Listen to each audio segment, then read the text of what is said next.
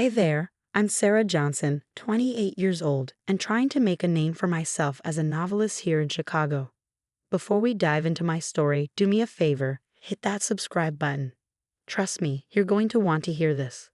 So there I was living in a cramped little apartment downtown, juggling my writing career with a part-time barista gig. Glamorous? Not even close. But I was managing. My family has always been a huge part of my life, especially my Aunt Linda and her son, Matt. They're practically my second home. Every weekend, I'd stop by their place. Aunt Linda's been raising Matt on her own for years, and it hasn't been easy. I'd help out where I could, doing chores, keeping Matt company. He's a tough case. At 25, Matt was still bouncing from one job to the next, hanging out with the wrong crowd. I kept nudging him to consider community college, hoping it would give him some direction. "You're smart, Matt. Why not give college a shot?" I'd tell him. He'd just shrug and mutter, "What's the point? It's not going to change anything." Aunt Linda, bless her heart, would always defend him. "Matt's just figuring things out, Sarah. He'll come around." I'd hold back from saying what I really thought, but deep down, I knew something was wrong. Even my boyfriend, Jake, a paramedic, noticed. We were having dinner one night when he said, "Sarah, I've got to be honest, something's off with Matt. The way he looks at you sometimes. It's not right." I brushed him off. "He's family, Jake. We stick together, no matter what." Jake just shook his head. "Sometimes it's the family you need to watch out for the most." I didn't want to hear it. Matt was my cousin, end of discussion. Sure, he had issues, but who didn't? Little did I know, Jake's words would come back to haunt me. It was a regular Tuesday night. I was curled up on my couch, working on a chapter when my phone rang. It was Matt, and he sounded panicked. "Sarah, I need you now. It's an emergency." My heart raced. "Matt, what's wrong? Are you okay? Just come over. Please, I can't explain over the phone." Without a second thought, I grabbed my keys. Family first, right? I had no idea that I was driving straight into a nightmare. The drive to Aunt Linda's felt like it took forever. My mind raced with 100 different worst-case scenarios. What kind of trouble had Matt gotten into this time? When I finally pulled up, the house was dark except for a faint light coming from the kitchen. Something felt off, but I shoved the feeling aside. Family needed me. Stepping through that door would turn out to be the worst mistake of my life. I found Matt pacing the kitchen like a caged animal. His eyes were wild, frantic. "Matt, what's going on?" I asked, my voice shaking. He grabbed my shoulders, his grip tight and desperate. "Sarah, thank God. I messed up, big time." "What happened?" I asked, my stomach sinking. There was this convenience store. It was supposed to be easy money, but the clerk, he tried to play hero. My blood ran cold. "Matt, what did you do?" "I didn't mean to hurt him. It just happened. Now the cops are looking for me." I stumbled back, my mind reeling. "We have to call the police, Matt. You need to turn yourself in." His face darkened. "No, I need you to cover for me. Tell them I was here all night, watching movies with you." I shook my head. "I can't, Matt. That's lying to the police." "Come on, Sarah. We're family, you owe me." "I don't owe you this," I said firmly. "You need help." That's when I saw it, the glint of metal in his hand. A kitchen knife. "Matt, put that down," I said, my voice trembling. His eyes went cold, calculating. "I can't go to jail, Sarah. I won't." In an instant he lunged at me. I tried to dodge, but I felt a sharp pain in my arm as the knife cut into my skin. Warm blood soaked through my sleeve. "Matt, stop.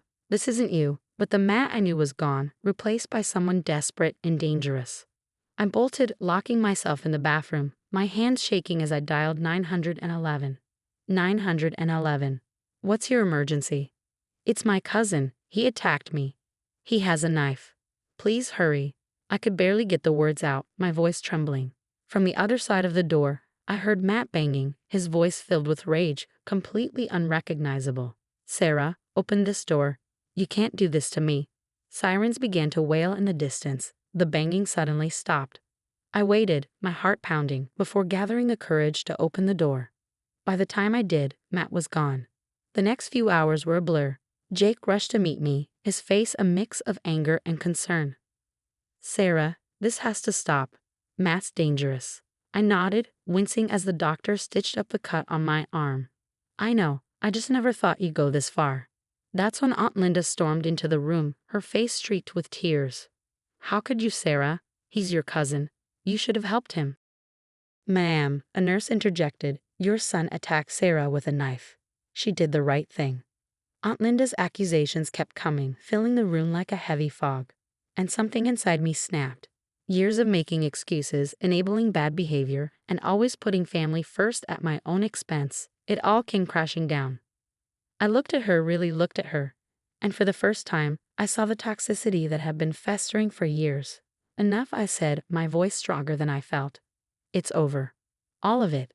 Later that night, sitting in my apartment, the throb of stitches in my arm was a constant reminder of how my world had just been flipped upside down. Hospital discharge papers lay on the coffee table, a stark reminder of what had happened. I picked up my phone, stared at Matt's contact, and hit block. Then I did the same for Aunt Linda. It was time to cut ties. The next day, I headed to the police station. Detective Rodriguez was waiting for me, his expression grim. Miss Johnson, thanks for coming in. We need to talk about Matt. I nodded, bracing myself. What do you need to know? We believe your cousin might be involved in a series of robberies and assaults. Can you tell us exactly what happened that night? I took a deep breath and spilled everything. The panicked call, Matt's confession about the robbery, his desperate plea for a fake alibi, and then the knife. He just snapped. I've never seen him like that before. It was like he was a stranger. Rodriguez leaned forward, his voice steady. You did the right thing coming forward. We'll make sure you're protected. As I left the station, my phone buzzed. It was Jake. How'd it go? It's done. I told them everything. I'm proud of you, Sarah. Want me to come over? I hesitated. Actually, I think I need some time alone to process. That night, I sat at my laptop, my fingers flying across the keyboard.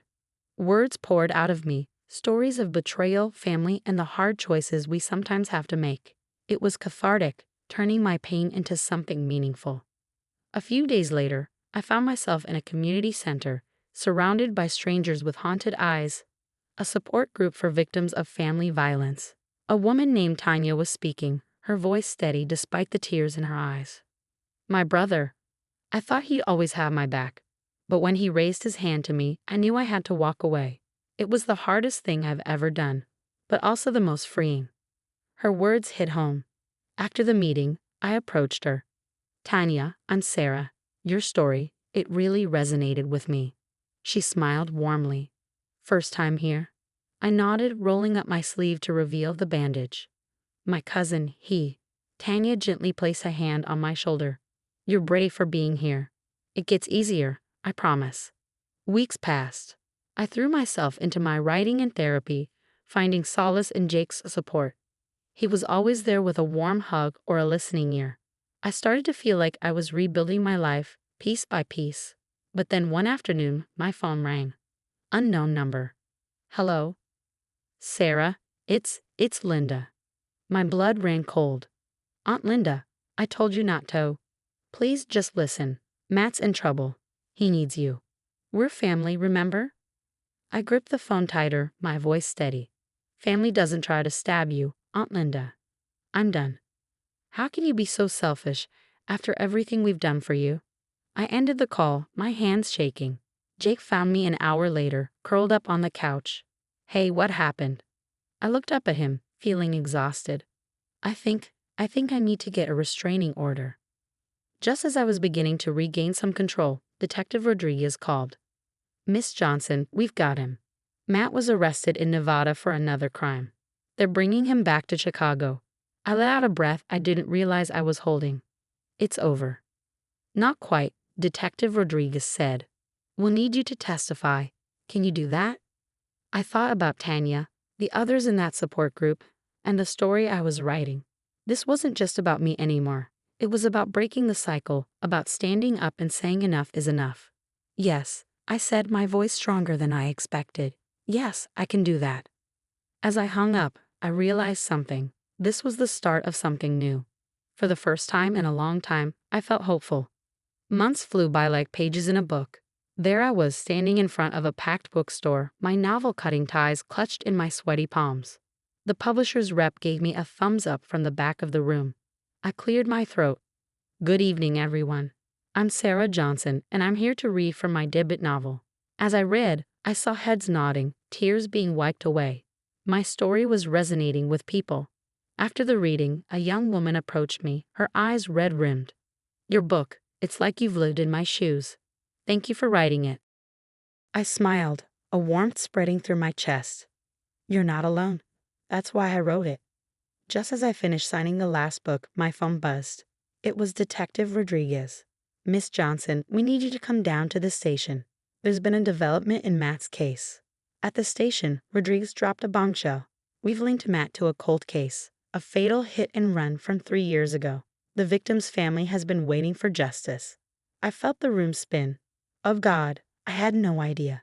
Your testimony is more important than ever now. Are you still willing to take the stand? I nodded, my resolve hardening. Absolutely. As I left the station, my phone rang again. It was Aunt Linda. Sarah, please. I know I've made mistakes, but Matt needs you. He's facing serious time. Just speak to the judge. Tell them he's a good boy who made a mistake. I took a deep breath. Aunt Linda, listen to me. Matt isn't a good boy who made a mistake. He's an adult who's made terrible choices. He attacked me with a knife. He killed someone in a hit and run. I can't lie for him. I won't. But we're family. How can you turn your back on us? Family doesn't mean enabling destructive behavior. I'm done. Please don't contact me again. I hung up, feeling a weight lift off my shoulders. The day of the trial arrived, and as I took the stand, I saw Matt for the first time since the attack. He looked small and defeated, but when our eyes met, I saw a flash of the anger that had always simmered beneath the surface. Miss Johnson, can you tell the court what happened on the night of April 15th? I took a deep breath and told my story, every detail, every fear, every moment of betrayal. When I finished, the courtroom was silent. The verdict came swiftly, 20 years. Weeks later, I was back at the bookstore for another signing when Jake showed up, looking nervous. He approached me and dropped to one knee, pulling out a ring. Sarah, you're the strongest person I know. Will you marry me? Tears welled up in my eyes. Yes, 1,000 times yes. As we celebrated that night, my phone buzzed with an email. I nearly dropped it when I read the subject line. Hollywood's calling. Babe, they want to turn your book into a movie. You did it, Sarah. You turned all that pain into something beautiful. I looked at Jake, then at the ring on my finger. I thought about the movie deal, the success of my book. And then I thought about Matt, sitting in a prison cell, and Aunt Linda, alone in that big house. No, I said, smiling. We did it. I couldn't have done any of this without you, without the support group, without everyone who believed in me. As we toasted to new beginnings, I realized something. The family you choose, the one you build with love and trust, is the one that truly matters. This intense story of betrayal, family loyalty, and personal growth has come to an end. At what point do you think family loyalty should end? Was Sarah right to testify against Matt, or should she have protected him despite his actions? We'd love to hear your thoughts in the comments. Have you ever had to choose between family loyalty and doing what you believed was right? How did you handle it? If this story resonated with you, please hit that like button and subscribe for more thought-provoking content.